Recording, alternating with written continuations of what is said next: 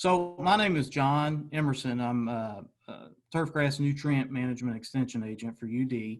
I'm fairly new to the extension family. My specialty is turfgrass management. I've been in the turfgrass management industry since the early 2000s and in a variety of roles. And I'm here today to talk to you guys about water management and how your little piece of property and your turf and your landscape can affect that.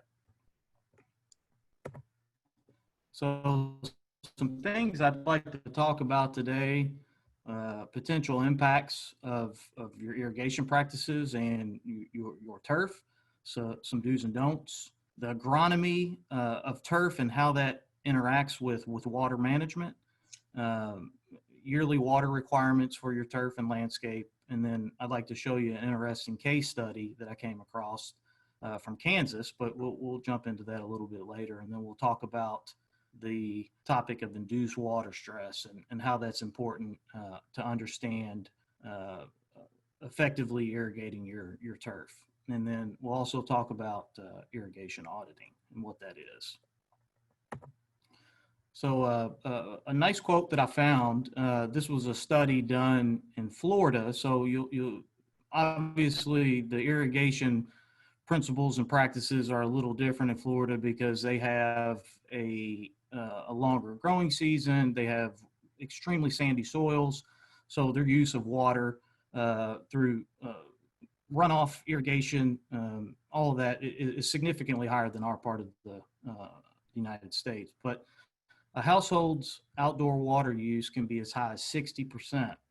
In addition, some experts estimate that as much as 50% of water used for irrigation is wasted due to evaporation, wind, runoff caused by inefficient irrigation methods and systems. And so kind of the basis of this talk is to give you some tools and some information and knowledge to help you be a little more efficient with your irrigation practices.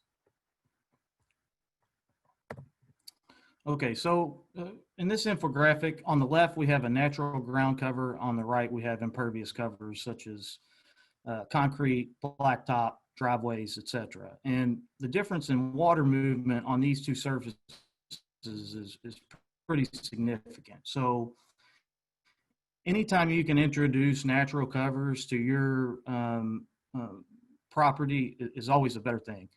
So let me get my laser pointer going here.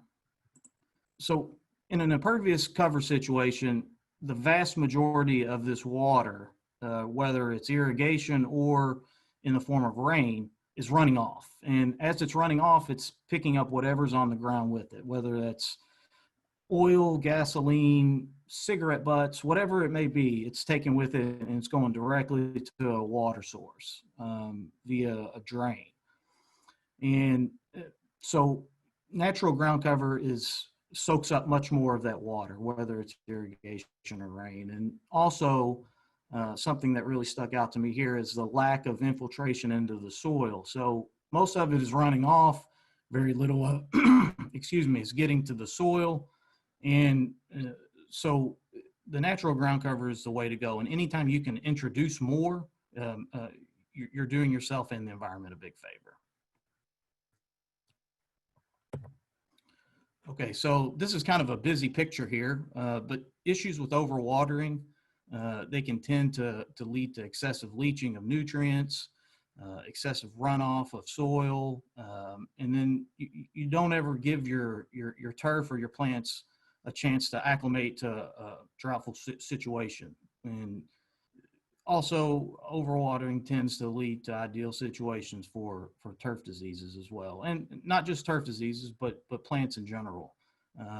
So you're wasting your water, you're wasting your time, and you're wasting your money. But I'll just kind of go over each little thing that's going wrong here. So in this area right here, you see the sprinkler going off, and it's starting to pool and pond, and as it's pooling and ponding, it's starting to run off. It's taking soil with it, so you're losing valuable soil particles and whatever else may be in your soil with it. And it's hitting the driveway and making its way directly to the drain here. And if this guy does not pick up after himself, quote unquote, so the fertilizer particles that he's putting out are going to make its way directly to the drain as well. So anytime you're fertilizing, you always want to sweep it off the impervious surfaces, such as your driveway or the road, in order to prevent this kind of situation.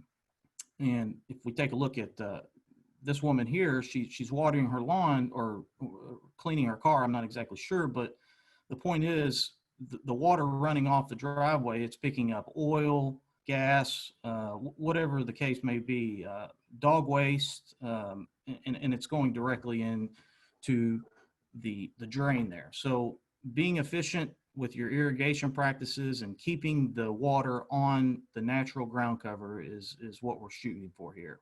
And then Blake, he talked about your downspouts and gutters going directly into either your yard or directly into the street. You want to avoid downspouts and gutters discharging directly onto impervious surfaces. And this guy here, he's doing what we should not do. He's blowing his grass clippings directly into the street, and then the runoff water is taking those grass clippings and dumping them right into the drain there. And then you want to save your grass clippings because 10% or more of the yearly nitrogen can be held up in the grass clippings. So saving them and recycling them back into your natural ground cover or your property is always best. And then if we take a look here in the bottom right corner, we see leaves piled up. And I get it. They can be a pain in the butt, especially when we get to the fall and they're everywhere. But maybe starting a compost bin or something like that, or returning them back to your landscape beds after you've mulched them, and then raking them up and putting them where they need to be, other than just letting them go out into the street, because those leaves contain nutrients too. So if they're getting swept into the drains on the street, it's taking nutrients with it directly into the pond, streams, lakes, etc. So I want to talk a little bit about some agronomy stuff and how water is lost and how we use our irrigation to make up that water loss. So evapotranspiration, ET, is evaporation plus transpiration. So basically we receive water precipitation in the form of rain or irrigation. Plant uses it, excuse me, let me back up. The rain or the irrigation comes down into the soil, plant uses it, and then a byproduct of photosynthesis is water vapor lost through the stomates in the leaves, or the sun energy transforms the water in the soil to water vapor through evaporation. And light intensity, temperature, wind, as that increases, so does the rate of evapotranspiration, or the rate of loss of water in our systems.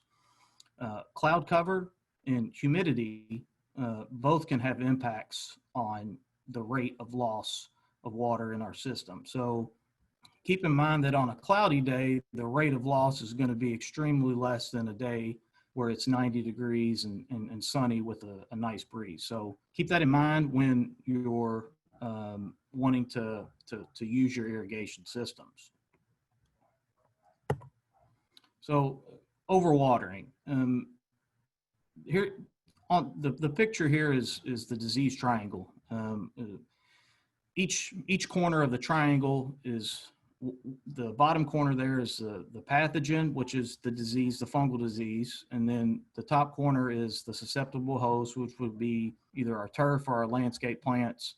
And the bottom corner is the favorable environments. And the favorable environment is something that we can control with our irrigation methods. So if we are constantly overwatering, we are constantly providing a favorable environment for fungal outbreaks. And so erring on the side of judicious watering and practical watering stops the completion of the triangle for the disease outbreaks. And in monocultures, a monoculture, which is the same type of species, for example, if we have a 100% tall fescue lawn, that is a monoculture. And avoiding those situations with blends of turf grasses, something like a bluegrass mixed in there, will help us avoid these fungal outbreaks. And agronomic practices such as aerification, verticutting, dethatching, these help water infiltrate the soil much faster and curb runoff occurrences. And fungicides, of course, we want to try to avoid these. And if we do the proper agronomic practices and the proper judicious watering, we shouldn't need these typically, unless, sometimes Mother Nature does not cooperate. We get dew points real high in the upper 60s and low 70s, and all the situations are right for a fungal outbreak, regardless of how much you're watering. So sometimes it's necessary, but we can do our part to try to stop the quote unquote completion of the disease triangle with our proper water management. So everything starts and ends with your soils. Tracy, would you say that the majority of the issues that you encounter are soil-based issues? Definitely. Whether that be compacted soil, poor soil, how we treat our soil will definitely dictate water use and planting. Yeah. And a lot of people, especially in newer subdivisions, get the short end of the stick. So when these development companies, they'll break ground, and then a lot of times they'll take the topsoil, they'll pile it up into the corner of the property to start building the foundation of your home. And then sometimes that quality topsoil just disappears and it doesn't get put back on your property. And unfortunately, that's how it works sometimes. But I want you guys to, if you are building a home, make sure that you're on site for the day that they start breaking ground. That way you can say, hey, look, whatever you take off for topsoil to start digging the foundation or the basement, that doesn't go anywhere, because you own that's part of your property. And having these quality soils will help you in the long term to have a quality landscape and a quality turf, and not to mention help buffer the water from irrigation and rainfall as well. And these quality soils help with water and nutrient holding capacity, and they also buffer anything that comes through there. And compacted soils, I know, is a big problem in this situation, especially with new homes. So cultivar selection. What are your expectations? Do you want a green grass 12 months out of the year, or do you want to mow every other week with a cool season grass, or do you want a warm season grass where it's stellar during the summer months, and then you're kind of done with it after October? It just depends on what you want, and things to take into consideration when you're selecting what type of turf you want, or drought tolerance, disease resistance, insect resistance, the color. And also, if you have shaded areas and trees and whatnot in your yard, think about selecting a highly shade tolerant cultivar. And one thing I wanted to touch on here with the color issue with these cultivars is that some of these cultivars are bred for certain levels of green, if you will. And it does not matter how much nitrogen, how much water you put on it, it's never going to get as green as what you want. So make sure that when you are selecting these cultivars, if color is of super importance to you, make sure you select a cultivar of turf to give you what you want, to give you that deep color. Okay, so mowing heights. Mowing height is a form of stress. on a plant. And so having a sharp mower blade at all times will lessen that stress. And what I like to tell people to do is have two mower blades. One blade that's on the mower and sharp, and then have a backup for when the other one dulls. So you just switch them out, and then you have a spare one to take and have it sharpened or what have you. And you always have a sharp mower blade. And then of course we want to leave our clippings and in our property, whether we mulch them or we use them as in our beds. And the 1/3 rule. The 1/3 rule is, do you guys hear me okay? Am I cutting out? There was a little bit of back and forth, but I can hear you fine now. It was Okay. very short. Okay. The 1/3 rule, when you go to mow your grass, for example, if your grass is 3 inches tall, you never want to remove more than an inch at any one given mowing.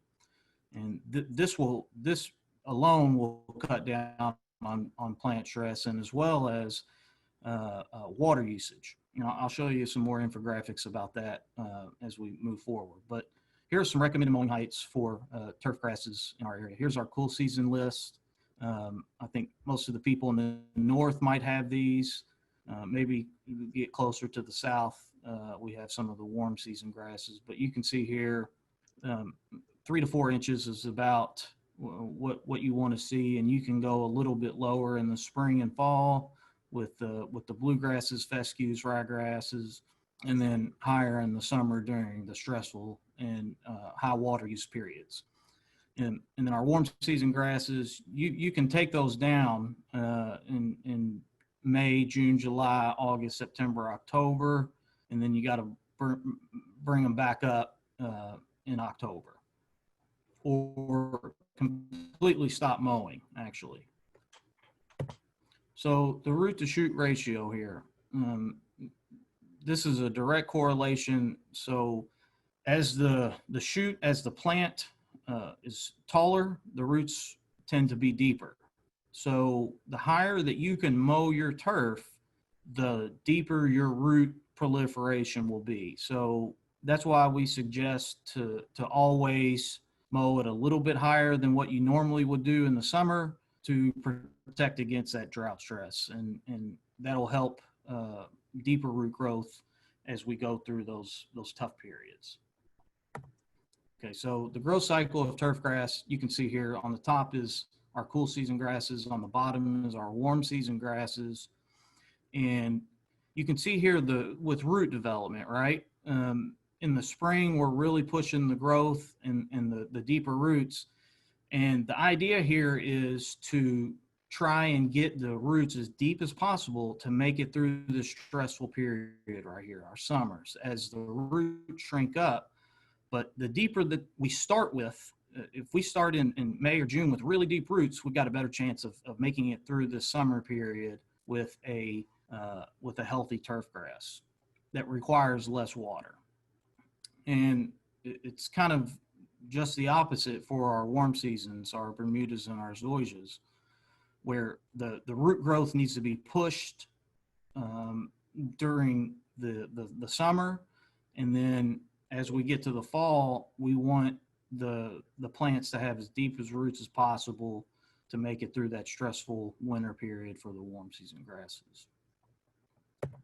Okay, so let's talk about average water requirements for our turf. These are just averages. These are not set in stone. These are because again, these can change as cloud cover, rain events. It just depends on many factors, but these are just a rule of thumb that is good reference for how you want to water. So our biggest water use period is in July, of course, and then winter and spring it's less because we're getting significant rainfall in these times. Okay, so this was a a survey that was done by University of Kansas or Kansas State, and I thought it was pretty interesting. And I wanted to show you guys, and maybe you can relate to some of this, but I wanted to show you guys, this was the results from the survey. So the survey was, the topic was in-ground irrigation systems affect lawn watering behaviors of residential homeowners. And the survey proved this point. So 3 counties were surveyed in Kansas, and I think a total of 30,000 surveys went out, and here are the answers to some of their questions that they asked the homeowners. So, how often do you water your lawn during dry periods of the summer? And one thing that stuck out to me on this that I really didn't, we need to try to avoid is there were some people that answered more than once per day. The only situation where this would be feasible would be during growing in with seed for sod. But if you have a well-established turf, there's never a situation where you need to water more than once a day. And you can see that the people with let me back up. The black bars are in-ground people with in-ground irrigation systems, and the gray bars are no irrigation system. So the people with the irrigation systems decided that more than once per day was what they wanted to do, and that's not a good plan there. But the majority of them are 2 to 3 times per week, especially the people with the irrigation systems. And I'll go to the next one, and we'll kind of just, there's about 4 or 5 questions that were answered that I wanted to show you guys. Okay, so when do you decide when it's time to water your lawn? And right here, the sore thumb here is a routine, regular water schedule, especially for the guys with the in-ground irrigation system. And hopefully what I'm wanting to do here is to give you guys a little more information, maybe a little more confidence to get away from the set it and forget it mindset, where you start your irrigation in March, April, May, sometime in there, and then whatever you set it to at the beginning of the season is how it runs all year long. So if in May you set it to run Monday, Wednesday, Friday for whatever, 10 or 15 minutes, that's how it's going to go all year long. But the problem here is you don't know, the chances of you actually needing to run that much water are pretty low, especially if you have an established lawn and landscape. So getting away from the set it and forget it mindset is what we want to do. So we want you to take an active role in monitoring the weather and your soil conditions, and water only when needed. And another thing that stuck out here on this one is that the folks without an irrigation system tended to water more when it looked dry. So they went a little bit longer and were a little bit more judicious with their watering practices.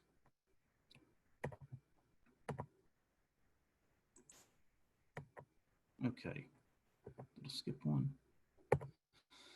Okay, how do you decide how much water your lawn needs? And this goes back to the set it and forget it mindset here. So the same amount every time is typically what the overwhelming majority of people with irrigation systems did, and that goes back to setting it at the beginning of the season, and that's what you're doing all year long.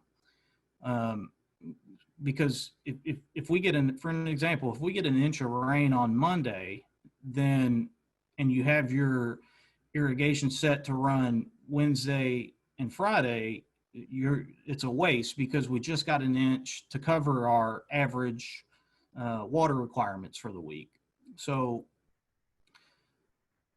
thinking about how much your system actually needs as opposed to what your irrigation system is giving it are things we want to think about. I like my lawn to look green all the time was one of the questions. And the folks with the in-ground irrigation system in this situation overwhelmingly thought that that was very important. And I get it. It definitely is important, and it looks good, and we enjoy it. But at the same time, we have to think about how we're getting there. And more water and more fertilizer is never is typically not the answer. So getting away from that is what we want to do. And I tried to follow current lawn care guidelines and recommendations. And yes, every single county and all the people overwhelmingly said that that was important to them.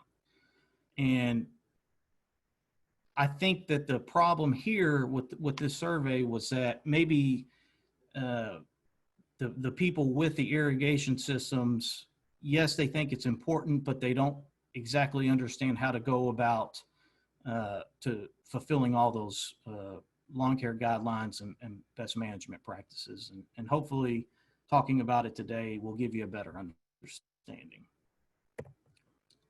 How actively do you adjust your sprinkler timer? And this is a combination of all 3 counties surveyed and all the people. And so the vast majority of these people, one time a year. So when the irrigation starts up, that's what it is the whole year, regardless of rain events or the weather. It's going to rain, or excuse me, it's going to irrigate on a set schedule, and that's what you're stuck with. And that's where we end up seeing things where driving down the road and it's raining cats and dogs, and we have irrigation systems running. And if you just take an active role in looking at the weather and seeing, say, oh, well, we're going to get some rain tomorrow, I can turn my irrigation system off. And that's the kind of mindset we want everyone to take. Okay, so this is kind of the big one for me. So induced water stress. So induced water stress is a physiological response by the turf and plants in general to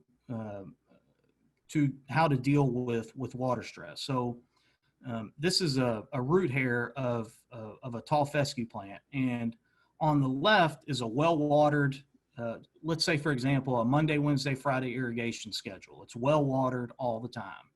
And you can see the difference in the proliferation of root hairs and the difference between the proliferation of root hairs on the left in picture A, as opposed to picture B, which was 14 days of dry down. So there was no water included into this system, and it promoted a physiological response from the plant to produce more root hairs. And more root hairs, deeper roots is what we're shooting for. So getting away from that routine schedule will help us better prepare our plants for more efficient water use and less irrigation. Okay, here was let's see. I did not cite this. Sorry, I can cite this at a later time if someone would like to read this this research paper. But these are root responses to drying of soil. So the dark bars, the black bars, are a wet soil, and the gray bars are a drying soil. So it's going through a dry down period with no rainfall or no irrigation. And you can see here the depths is in centimeters. I think 0 to 20 centimeters is like the top 4 or 5 inches, and then down to 40 to 60 centimeters. But the take home message here is the drying soil had deeper root proliferation at deeper depths as the soil dried down compared to the wet, the well-watered plants. So you can see here with the black bar and the gray bar here how different that was too. And the same thing with all of this, the same data was culled from this paper, all pointed to the same thing, that drying of soils will increase your root depth and proliferation of root hairs. Okay, so roots and water. As you can see with our little picture here, the deep and infrequent turf here, the root mass is significantly bigger and deeper than the deep and infrequent, which is a lot of water many days of the week, and compared to the shallow frequent, which is just a little bit of water many days of the week. So the deep and infrequent is the situation we want to get into in order to promote a healthier plant, better root structure, and it also limits our use on wasteful water use. And ways to attain this is through manual irrigation cycles and going out into your lawn and actively looking to see the signs of drought stress and not just waiting until it's too late. And the frequency of the irrigation also is the key here. And the weather, of course. So, for example, if you walk out to your yard on a Tuesday and you say, oh, well, it looks like it's starting to dry out a little bit, but you know that tomorrow morning you're going to receive rain, then you could probably hold off and you don't even need to run your irrigation system, because the rainfall is significantly better for your plants compared to irrigation water. The rainfall water is more oxygenated, and the response you get from rainwater is far superior to the response you'll get from irrigation water. So if you know that you have a rain event in the near future, hold off. Turn your irrigation system off and let Mother Nature do their job. Okay, so irrigation audits. These are things that should be done at the startup and the end of the year. So when you start up your irrigation system, you should kind of go through this rough checklist, and when you shut it down at the end of the year. And if you don't do it, then you can ask your irrigation technician or your lawn technician to cover these things for you. But you want to check for leaks, proper coverages, the proper pressure, the arc and radius of the water coming out of the irrigation heads, the nozzles. Make sure you have the right nozzles, and you can always do a catch pan test. And these things right here make your irrigation system much more efficient and much less wasteful, as opposed to never looking at it, never checking it. It's always good to be active in your irrigation system setup and preparation. And we'll talk about the catch pan test in the next couple slides, and then I think everyone should have a rain gauge. If you have an irrigation system, you should have a rain gauge somewhere on your property. And because what we use irrigation for is to make up for the lack of rain, right? So if we don't know how much rain we're getting, then we don't know how much to turn our irrigation system on. So we're just always kind of guessing, saying, well, Monday, Wednesday, Friday looks good, but maybe you don't even need it. So getting away from that mindset is what we want to facilitate here. Okay, so a little bit about the catch can test. You can buy these little catch can tests kits at Tractor Supply, Site One, maybe even Home Depot and Lowe's, if I'm not mistaken. But this catch can test will tell you how efficient and how much water you are putting out. So basically you take these cans and they have a measurement on the side of them, and you take these cans and you place them sporadically throughout your property or the area getting irrigation, and then you turn the system on for X amount of minutes, and then you measure the water in each can, and then you take the average, and that'll tell you, say, for example, in this picture here, we run the irrigation for 20 minutes, and then we measure the average water collected in each can. And then we can take that information and say, for example, we ran the irrigation system for 20 minutes, and the average was a half an inch of water. So we can go back to our average water requirements and say, okay, we're in the time of the year where we're losing about an inch of water per week. So if I run my irrigation system for X amount of time to make up that irrigation or rainwater deficit, and this is a helpful tool because you won't be guessing anymore. So you know exactly how much water you need to put out or you're going to put out. And at this time too, when you're doing this test, you can figure out if your irrigation system it has the proper coverage. And you can see here with this little cartoon that you want the water arc to touch the next head. So this is a picture of an insufficient setup. The arc here is coming up short of the adjacent irrigation head. And this is what you're looking for right here. You want head-to-head coverage. The tip of this arc of this spray is touching the next head. And that'll help you to have a more efficient irrigation system. So is irrigating an art or a science? It's a little bit of both. And we'll kind of talk about, we've talked about the science part of it, but let's get into the art of it. Remember, many things of the eye are always subjective, but these are just tools to help you be a little better in identifying the situations in which you should be watering. So signs of drought stress. I look at this picture here and it's got that silvery, bluish discoloration. I'm probably going to be watering soon unless there is a rain event in the near forecast. But maybe another person looks at this and they say, "Oh boy, this thing is on fire.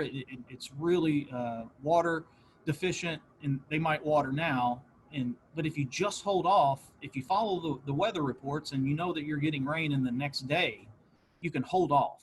Just hold off one more day. So that's why it's important to track the water, the rain events, and then also what you need to for your average water requirements compared to how much your irrigation system actually puts out.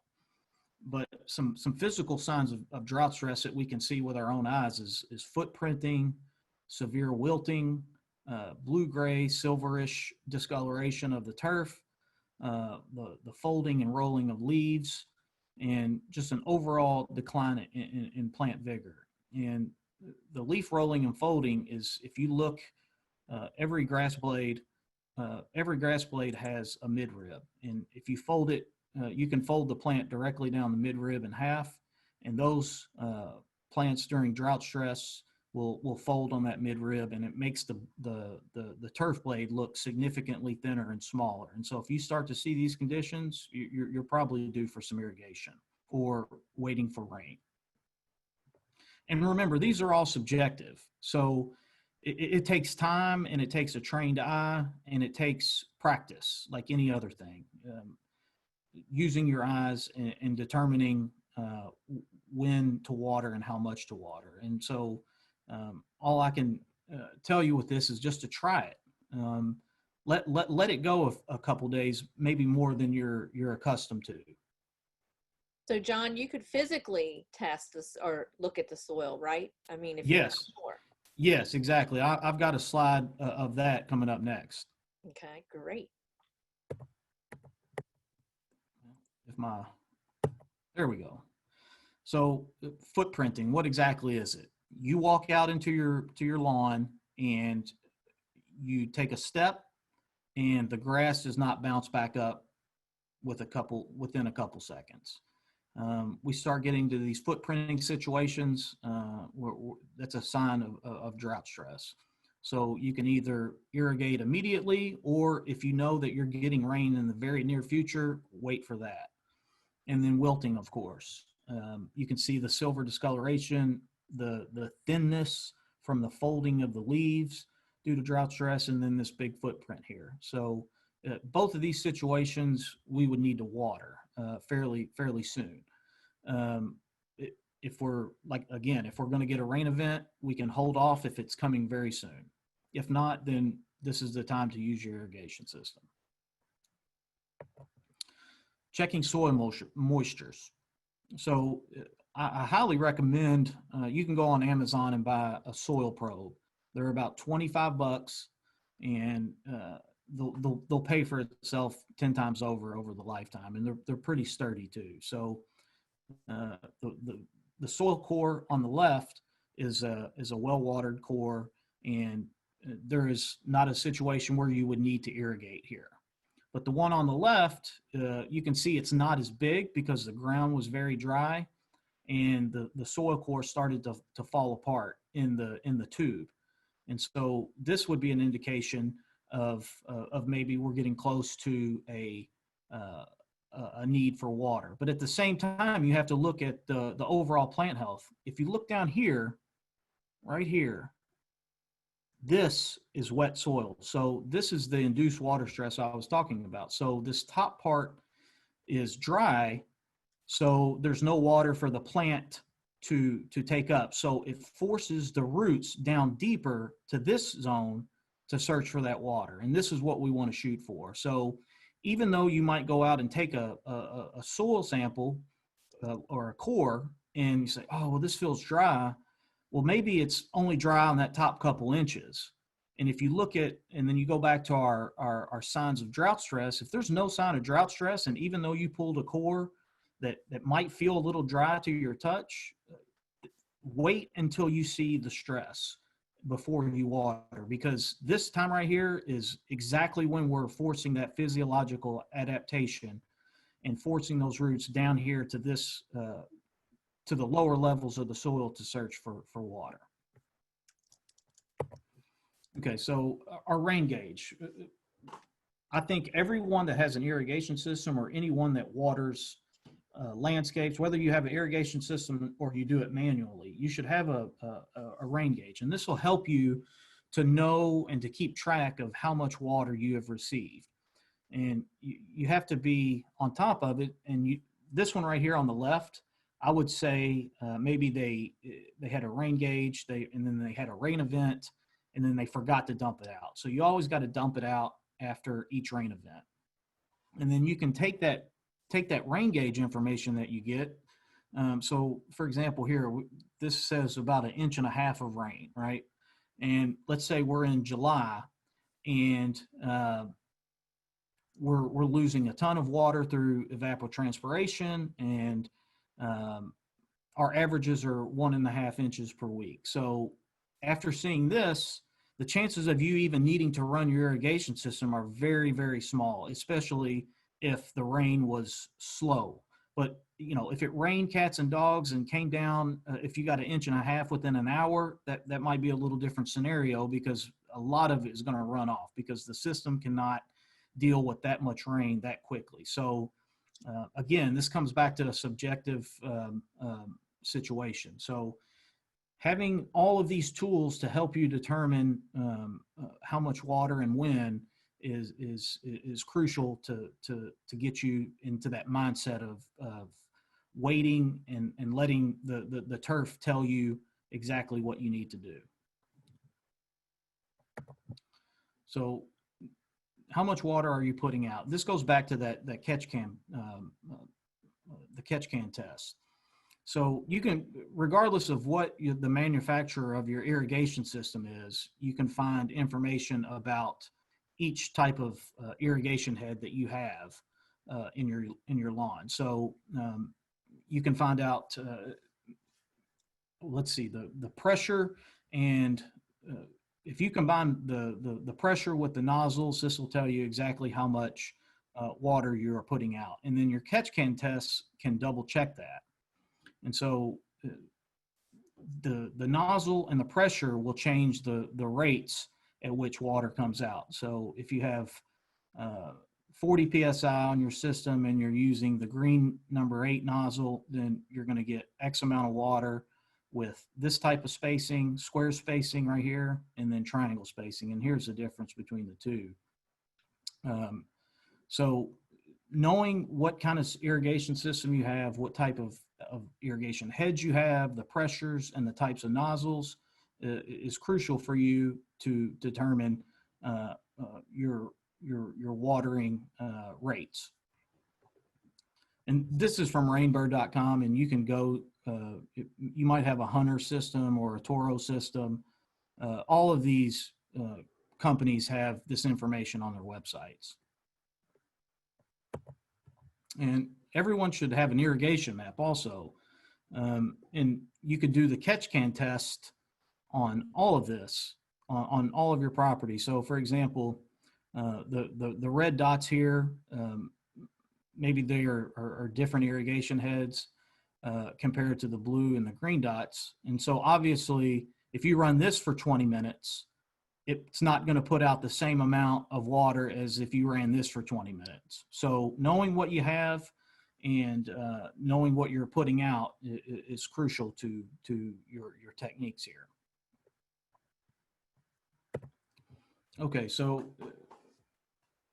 how can you take control or take better control of your irrigation system? Well, they've got these cool little gadgets now called smart controllers or moisture meters, and both of these are great. So the smart controller is connected to your home Wi-Fi. So perfect example.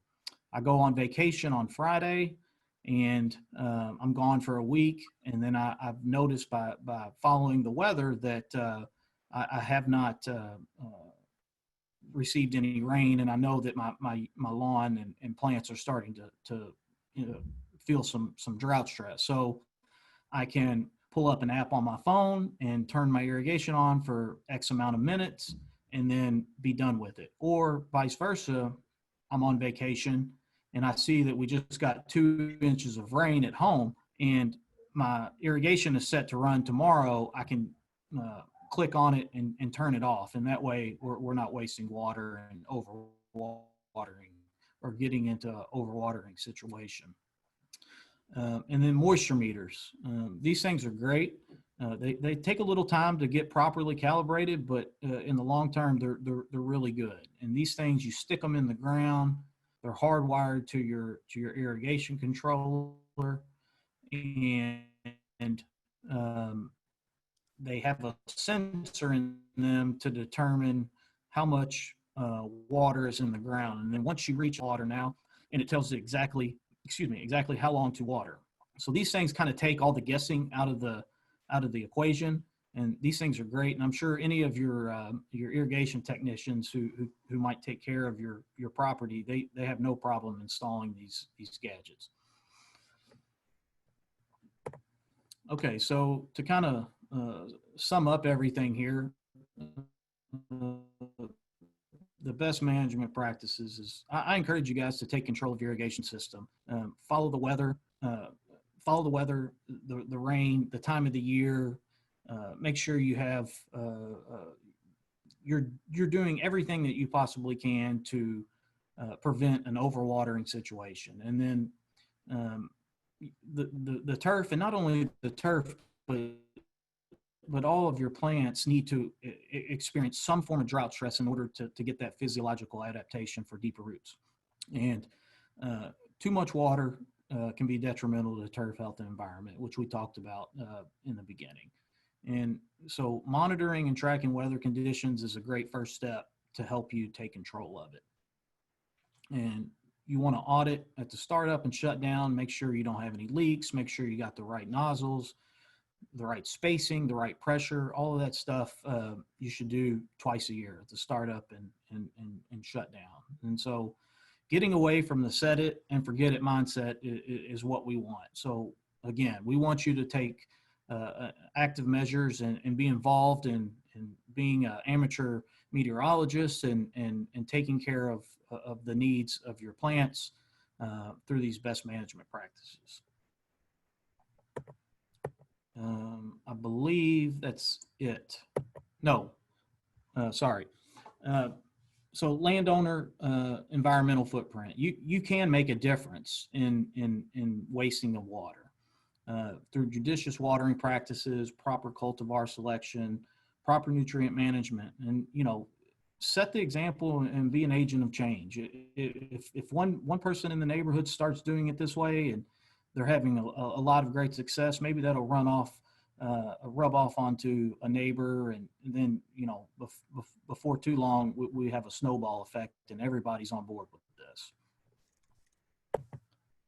Okay, one last thing here. Delaware Livable Lawns is a great program, and I highly advise everybody to visit this website. It's tons and tons of great information and how to, a lot of the things that we talked about today are on that website. There's a homeowner tab. You can click on that homeowner tab, and then there's a bunch of different topics to learn about there. And it also gives you a list of certified businesses. So if you punt your lawn and landscape duties to a company, there's certified businesses that take into consideration all of these best management practices with nutrient management, irrigation efficiency, et cetera. So check that out. And I hope everybody took something away from today, and here's to the season.